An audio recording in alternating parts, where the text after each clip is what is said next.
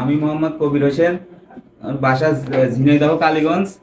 আমি 2023 সালের ডিসেম্বরের 28 তারিখে এক সড়ক দুর্ঘটনায় আমার ডিজিটাল ফিমার ফ্র্যাকচার হয়। আমি প্রথমে যশোর পঙ্গু হাসপাতালে যাই। রোগ স্যার আমার অপারেশন করে 12 দিনের দিন হয়নি। স্যার আমার ঢাকায় বাড়ি এলিজারফ অর্থোপেডিক সেন্টারে যাই, কোনদের বাড়ি স্যারের কাছে অপারেশন করে এলিজারফ লাগাইছিলাম।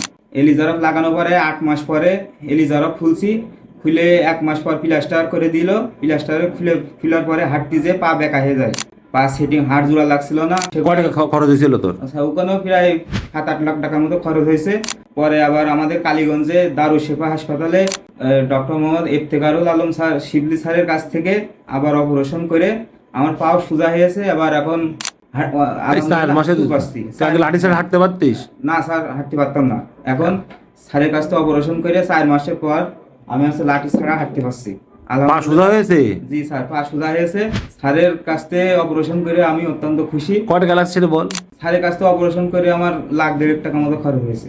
আচ্ছা, এই যে তোর এইটা তো তোর এক্সরে নাকি? জি স্যার। এটা তোর এক্সরে। হ্যাঁ, কি অবস্থা আম্মা, কেমন হয়েছে চিকিৎসা? ভালো। পা পাকা সোজা হয়েছে? তো তাতে হাঁটতে কষ্ট হাঁটছে না? হাঁট উঠে দেখা। অন্য ফিরে হাঁট দিনে তুই আগে তুই হাঁটতে পারতি লাঠি ছাড়া?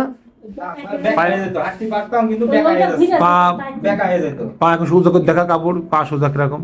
এখন এই যে আমার পা অনেকটা আর সোজা। বয়স হলছে না, ওই জন্য আরো এখানে বস।